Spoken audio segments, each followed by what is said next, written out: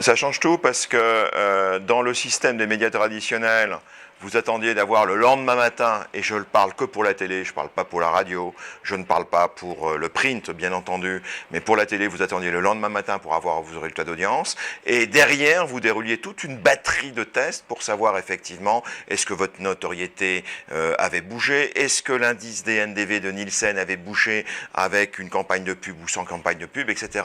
Autrement dit, en termes d'efficacité, en termes de mesure de retour sur investissement, il y avait du temps qui était passé. Or, on le sait bien, dans l'entreprise, quand vous êtes opérationnel, ce qui compte, c'est de gagner du temps. Le digital permet, par la mesure quasiment instantanée de son retour sur investissement, de cibler, d'ajuster en permanence et d'aller beaucoup plus vite dans la pratique des actions de communication et de marketing.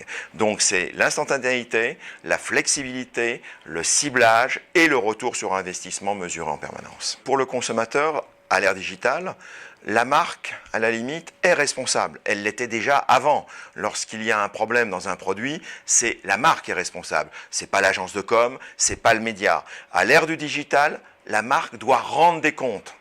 Elle doit engager son consommateur et quand ça ne va pas, parce que parfois ça ne va pas, effectivement il faut expliquer pourquoi. Et c'est pas dans 6 mois, c'est pas dans 3 mois. Là encore, nous sommes dans l'ère de l'instantanéité. Il faut savoir rendre compte et de manière positive, sans cacher bien entendu les problématiques ou les problèmes tout court, sans le tic qu'il y a pu avoir sur telle ou telle gamme de produits, sur tel canal de distribution, sur telle offre promotionnelle ou autre. Ça dépend des marques annonceurs.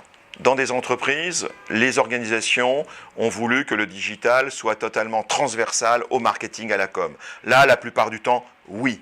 Dans d'autres entreprises, par contre, et chaque entreprise a son organisation différente, le digital est à côté du marketing et de la com. Parfois, vous avez le marketing, la com d'un côté, d'une manière séparée, et le digital en troisième pilier.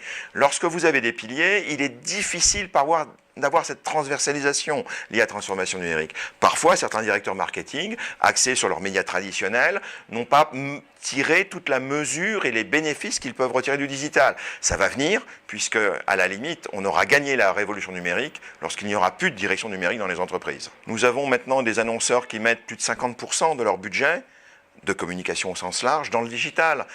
Le plus fort de nos annonceurs en est quasiment aux 2/3, pour ne pas dire aux 3/4. Et c'est quelque chose qui monte progressivement depuis 2-3 ans, depuis exactement fin 2013.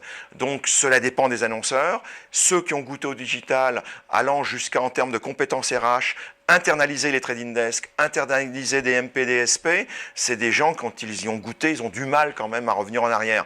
Parfois, il y a des ajustements, parce qu'il y a des problèmes justement de compétences RH qu'il faut savoir et faire évoluer, parce qu'un jeune trader, entre guillemets, sur un desk, les offres d'emploi abondent. Donc là aussi, on est confronté, comme dans les agences digitales, à des problèmes RH, de fidélisation, de renouvellement, effectivement, des collaborateurs. C'est en progrès. Vous avez vu certainement l'étude Kantar que nous avons publiée à l'occasion de nos 100 ans, et on s'aperçoit justement que la plupart des responsables de marques annonceurs, quel que soit leur titre, marketing, com, digital, même des CEO, des directeurs généraux, ont l'intention, dans l'année 2016 et l'année 2017, d'investir de plus en plus dans les médias propriétaires, donc dans le digital. L'explosion du média propriétaire, c'est une explosion, l'une des explosions du digital. Nous sommes les donneurs d'ordre, c'est l'argent des annonceurs qui irrigue tous les canaux de la pub. Certains l'oublient parfois souvent, mais quelque part, l'argent vient des marques annonceurs. Donc à partir du moment effectivement, où vous mettez de l'argent, vous êtes responsable de l'utilisation qui est faite de votre argent. Pour nous, la crise d'Adblock, effectivement, est une crise profonde, qui est structurelle, qui est sociologique. C'est une crise de la confiance. Confiance, effectivement, des mobinautes, des internautes, principalement des mobinautes dans la publicité, et aussi méfiance, donc manque de confiance des mobinautes dans la capacité qu'ont ou pas les marques annonceurs et tous leurs intermédiaires à préserver leurs données personnelles. Ce sont les deux raisons, vous le savez, de la pub intempestive, de la pub non acceptable d'un côté, et un problème sur le traitement des données personnelles qui explique la montée très forte des adblocks, principalement dans les jeunes générations, chez les millennials, et bien entendu maintenant chez les centennials, qui sont la génération qui succède aux millennials. Un engagement très simple, c'est de promouvoir de la publicité, des publicités acceptables. Acceptables par qui?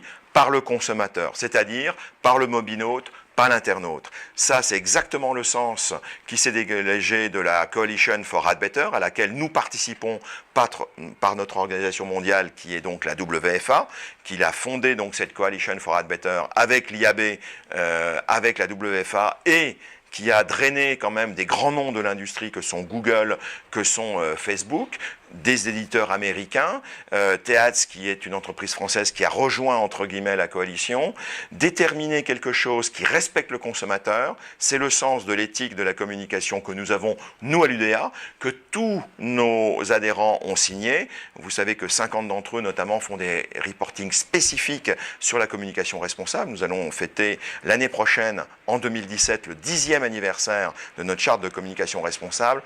Ça va dans le même mood, ça va dans le même sens. On respecte le consommateur. Si on ne respecte pas le consommateur, la communication, à la fin du jour, comme disent les Anglais, est vouée à quelques problèmes. Ce qu'on a imaginé, c'est que la définition de la publicité acceptable soit faite au niveau mondial, donc par la coalition, parce qu'il est clair, le phénomène Internet, est-ce qu'il y a une loi ou des régulations ou des codes de bonne conduite franco-français ou européens ne voudraient rien dire. Par contre, que le contrôle de l'application soit fait au niveau local avec nos amis de l'IAB et les adhérents de l'UDA, c'est ce qu'on peut imaginer. C'est ce qu'on a imaginé lorsqu'on a eu justement un comité exécutif de la WFA le mois dernier, effectivement, à New York. Et nous imaginons effectivement déployer ce dispositif en 2017. Donc ça veut dire quoi? Ça veut dire à nos mandataires, les agences digitales, agences médias, oubliez ce type de format, nous n'en voulons plus. Et essayons de promouvoir des formats qui respectent le consommateur. Notre vision, elle est de mettre les cartes sur table, et avec la WFA, c'est ce que nous avons fait au niveau mondial et en particulier au niveau européen. L'étude de la WFA qui était sortie maintenant il y a un peu moins de 2 ans montrait que sur 100 € investis par l'annonceur, seulement 40 € tombaient dans la poche des médias. Donc on avait quand même une captation de valeur par les 5 niveaux d'intermédiaires de 60% du flux monétaire, du flux financier mis par les annonceurs dans les circuits de la communication et de la publicité. Ça peut interroger quand même beaucoup d'entre nous. Le deuxième point, c'est qu'est sorti le mois dernier, en septembre, une étude complémentaire de la WFA qui est un abrégé sur la fraude digitale, qui montre que sur les 40 € perçus par les médias, jusqu'à 12 €, au minimum 4, au maximum 12, peuvent partir dans des circuits, effectivement, d'évaporation frauduleuse. On parle même d'organisation mafieuse à un certain niveau. Sans aller jusque-là, notre responsabilité, effectivement, elle est à la fois au niveau économique d'augmenter le retour sur investissement de nos adhérents. Ça veut dire qu'effectivement, au lieu de raisonner en base 40, ce serait mieux de raisonner en base 60. C'est-à-dire récupérer 20 points de la chaîne de valeur en rediscutant avec effectivement les 5 niveaux d'intermédiaires. Certains de nos annonceurs le font déjà en internalisant les trading desks, j'en ai parlé tout à l'heure, avec les DMP et les DSP qui vont bien. D'autres ont choisi des modèles hybrides dans lesquels ils confient effectivement sous contrôle, entre guillemets, à leur agence le trading. Par contre, tous les paramétrages des trading et des algorithmes qui sont utilisés se font sous leur contrôle. Donc il y a différents modes d'intervention qui permettent effectivement aux annonceurs de récupérer un peu de valeur. Ça veut dire quoi, in fine? Que la rémunération des agences, les agences médias, stricto sensu, qu'elles soient digitales ou non digitales, qu'elles soient globales, va changer. On est passé d'un mode qui était quand même, il y a de ça 10-15 ans, principalement axé, comme vous le savez, sur la rémunération à l'achat, sur la commission à l'achat. On est passé sur des modèles mixtes il y a ça 5-6 ans. Une dernière étude qu'on a faite à l'UDA, c'était en 2011 sur la rémunération des agences.